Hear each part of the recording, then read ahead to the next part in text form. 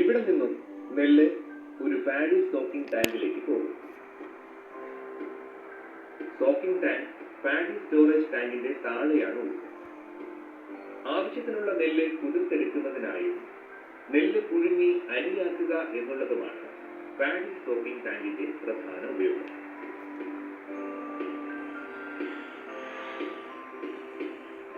Storage ടാങ്കിൽ നിന്ന് വരുന്ന നെല്ല് ചൂടുള്ള വെള്ളത്തിൽ കുതിരാനിരുന്നു. ഇതിനാവശ്യമായ നീരാവി ഉൽപ്പാദിപ്പിക്കുന്ന ബോയിലർ പ്രവർത്തിക്കുന്നത് ഇവിടെ വേസ്റ്റായി വരുന്ന ഭൂമി കത്തിച്ചിട്ടാണ്. ഇങ്ങനെ കത്തുമ്പോൾ നെല്ലിലെ പ്രാഥമിക വൃത്തിയാക്കലുകളിൽ പോകാതിരുന്ന വേസ്റ്റ് മെറ്റീരിയൽസും ഉപയോഗശൂന്യമായ നെല്ലുകളും എല്ലാം വെള്ളത്തിന് മുകളിൽ പൊങ്ങിക്കിടക്കും. ഭാരമുള്ള അരിയോടുകൂടിയുള്ള നെല്ല് ടാങ്കിന്റെ താഴേക്ക് പോവുകയും ചെയ്യും.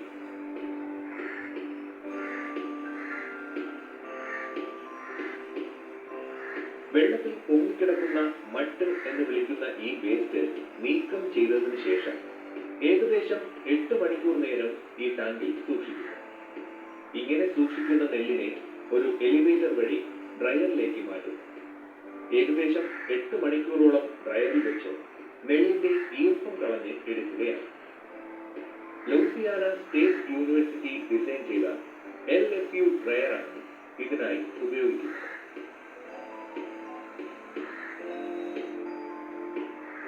ഡ്രയറിൽ വെച്ച് ഉണക്കിയ ശേഷം എലിവേറ്റർ വഴി താഴേക്കും അവിടെ നിന്നും തിരിച്ച് മുകളിലേക്കും നെല്ല് വിവിധ ശ്രേണിയിലുള്ള പോർട്ടുകളിലൂടെ ഇവിടെ നിന്നും ടെമ്പറിംഗ് ബിന്നിലേക്ക് പോകുന്ന നെല്ലിനെ അവിടെ സ്റ്റോർ ചെയ്ത് വെക്കും. അവിടെ നിന്നും ഒരു കൺവെയർ ബെഡിലേക്ക് കടത്തിവിടുന്ന നെല്ല് പിന്നെ ഒരു എലിവേറ്ററിന്റെ സഹായത്തോടു കൂടി മില്ലിംഗ് പ്രക്രിയ നടക്കുന്ന മില്ലിംഗ് ഏരിയയിൽ എത്തുന്നു.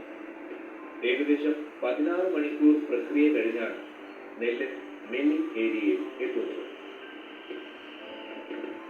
നെല്ലിലുള്ള കല്ലും പതിരും ഉമിയുമൊക്കെ മാറ്റി അരിയാക്കി മാറ്റുന്നതിന്റെ പ്രധാനപ്പെട്ട സ്റ്റേജാണ് മില്ലിംഗ്.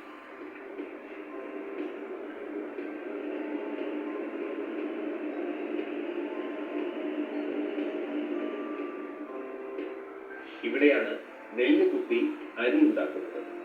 എലിവേറ്റർ വഴി കടന്നു വരുന്ന നെല്ല് മില്ലിംഗ് ഏരിയയിൽ ആദ്യം എത്തുന്നത് പാഡി ക്ലീനർ എന്ന് പറയുന്ന മെഷീനിലേക്കാണ്. ഈ മെഷീനിലേക്ക് വരുന്ന നെല്ലിനെ ഒന്ന് ക്ലീൻ ചെയ്തെടുത്ത ശേഷം എലിവേറ്റർ വഴി തൊട്ടടുത്തുള്ള ഡീസ്റ്റോണർ മെഷീനിലേക്ക് കടത്തിവിടും. പണ്ട് കാലങ്ങളിൽ അരി പാറ്റി അതിലെ കല്ലും പതിരുമൊക്കെ മാറ്റുന്നതിന് സഹായകരമാകുന്ന വിധത്തിലാണ് ഡീസ്റ്റോണർ പ്രവർത്തിക്കുന്നത്. ഡീസ്റ്റോണറിൽ വെച്ച് കല്ലും പതിരുമൊക്കെ മാറ്റിയ ശേഷം അടുത്തൊരു എലിവേറ്റർ വഴി നെല്ലിനെ ഷെല്ലർ മെഷീനിലേക്ക് കൊണ്ടുപോകും. ഷെല്ലർ മെഷീനിൽ വെച്ചാണ് നെല്ലിനെ പൊട്ടിച്ച് അരി മാറ്റിയെടുക്കുന്നത്.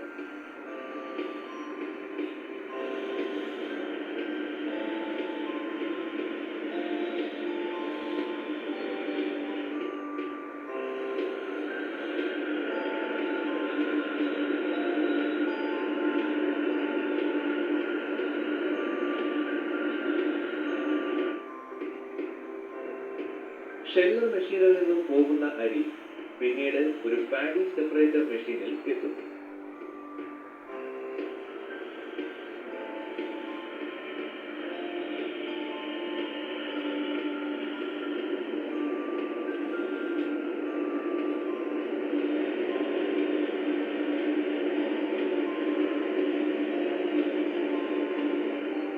പണ്ട് കാലങ്ങളിൽ മരത്തിൽ വെച്ച് അരി പാറ്റിയെടുക്കുന്നതിനെ അനുസരിപ്പിക്കും വിധമാണ് പാഡി സെപ്പറേറ്റർ പ്രവർത്തിക്കുന്നത്. തുടർച്ചയായുള്ള വൈബ്രേഷനിൽ അരിയും ഉമി മാറാത്ത നെല്ലും ലഭിക്കുന്നു. ഇവിടെ നിന്നും ലഭിക്കുന്ന അരിയെ അടുത്തതായി വൈറ്റ്നർ മെഷീനിലേക്ക് കടത്തിവിടുന്നു.